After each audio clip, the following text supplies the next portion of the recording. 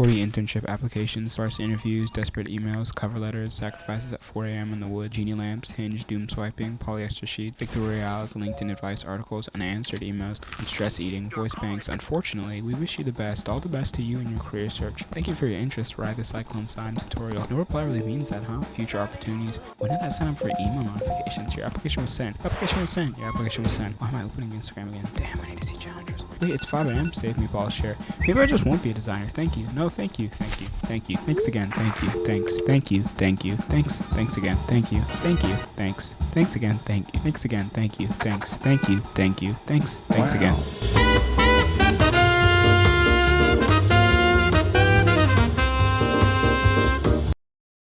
Seal Records is a branding project born from a scholarship application, my first semester at design college, obsession over third spaces, and a lack of technical design in my portfolio.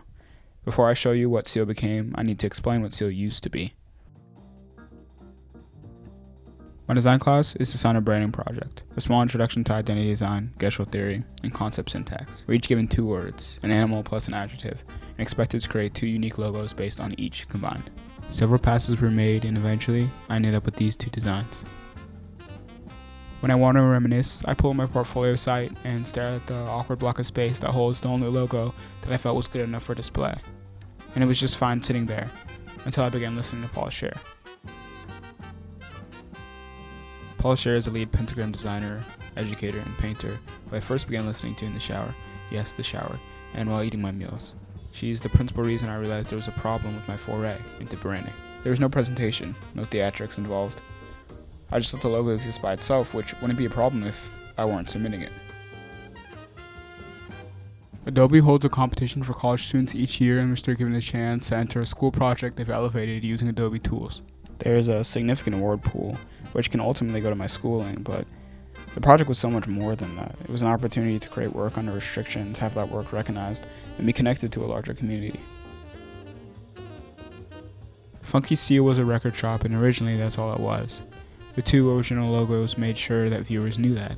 I took some symbol of a seal, indication of a record, and put the 2 together in the most literal interpretation. I dropped the funky and stuck with Seal, and expanded the company. A record store first, but a vinyl manufacturer too. A social club, a recording studio, an archive. This way, Seal had its tail in the past, archiving music design, selling and producing vinyl, a place in the present, a third space, a social club, a finger on the pulse of current artists, think Audio Tree or Electric Lady Studios, and eyes on the future. The logo borrows from Paul Scher's work in that it's kinetic. Each frame of the animation represents a different portion of the vinyl experience, from listening to production.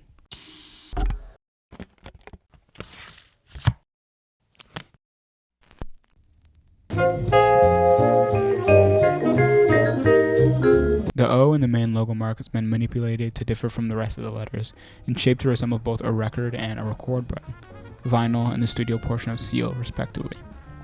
The main font is PP Noir. New. We are looking at how to pronounce. The main font is PP Noir Montreal, Helvetica for people who don't want to say they use Helvetica but really still want to use Helvetica, and Scotch Duck Light, the contrast between the 2 being their serif and sans serif qualities. A nod to Seal's overall relevance across time. The main colors, which are cleverly named, I know, are jarring at first, but are used beside each other to emphasize the designs that come from the company. For example, this simple diagram. The violent red against the muted blue is a bold choice. Some would say the combination is illegible and disruptive. I say if you use those reds sparingly, you can emphasize what should be noted and what shouldn't be, creating a clear pull to your graphics. The diagram takes different portions of the logo and separates them, allowing for different interpretations. The tape symbol should be familiar, featured in the kinetic logo, and representing the peeling of tape on your first record listen. A simple circle and nose red, universally recognized as a record button, with variation, and at Seal, doubling as a record. The double meaning becomes clear with the next symbol, which combines the tape and record separately to create the illusion of a needle gracing vinyl grooves. With sound, it's even clearer. This last one might be stretching it a bit, but no logo ever becomes iconic, recognizable, and good to the masses without a little outside influence. I decided to highlight the last symbol as a nod to my original logo, and somehow, trust me, this is a seal with its tail raised. Now, one of these symbols managed to birth a whole separate branding system. the reed dot stands alone as its own visual identity that reconnects to Seal as a whole. It's named after Reed Miles, who I rediscovered during research for the company. No doubt, his covers have been cited as examples of effective design, especially in jazz. Miles began an extensive career at Blue Note Records with BLP 1509, Milt Jackson, and the Thelonious Monk Quintet. Many of Miles's covers use simple geometry, strikingly laid out, to create engaging visuals from manipulated jazz photographs and blooming colors. As an acknowledgement to the past of label design, Seal takes the dot motif from BLP 1509, Miles's first project at Blue Note, and adopts the symbol into the marketing. Imagine you're on a street in New York, or in a taxi, or a subway, or in a booth eating food, and you look up and see this.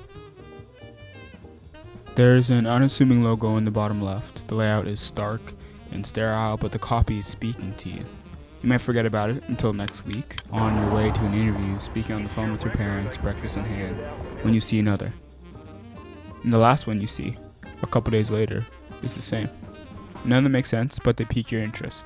And now every time you go out, you're searching for more information on these posters. Eventually, one faded day, you spot the logo on a wildly different poster, and it clicks.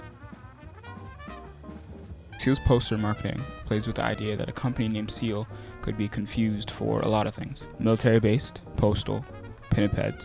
It's my favorite kind of marketing, of the marketing I've been exposed to, an informal banter between the consumer and the company. The first set of posters is like a guessing game. The viewer is guessing what Seal is, and guessing wrong. The lack of color, use of Noye, Montreal, and overwhelmingly negative space are nods to the idea that presently, many companies are turning to minimalistic, clean, impersonal identities. Seal is different. You see the difference in the next set of posters, affirmative responses to consumer guesses. Each poster utilizes Scotch deck light, a nod to Seal's roots, and respect to the past because of the serif quality, as well as different featured artists, including Thelonious Monk, Clairo, Wilco, The Beatles, and Nancy Wilson. This campaign is the first that the reed dot appears in, emphasizing the artists highlighted and where their music comes from. The posters pat the viewer on the back for getting the guess right while retaining the mystery of what Seal is as a company. Of course, those intrigued enough to want more information don't need to look very far for an address they can have their questions answered at. Simultaneously, you don't need to be a busy person to be reached by Seal. The second campaign is a series of short videos still dedicated to Seal's overall mystery as a company, each with a different hook and line.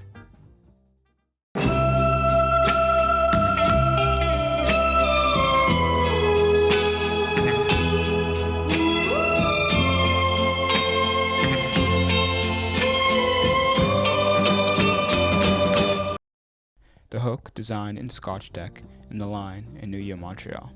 Each one has a different theme, some touching on the generational connection music imposes on family, the perils of romance, niche subcultures, and simultaneously connecting each theme back to records, and Seal as a company. I was excited to include some of my own favorites. You'll hear artists from across the board: Dijon, Chappell Roan, Sondheim. The hope is that these two campaigns lead you to Seal and all it has to offer. For now, let's say Seal is still growing. The company is so much more than a record shop, and has yet to reveal those sides to the public. In the meantime, Seal is in the business of connecting people with experiences, resources, and good music. Thanks for watching.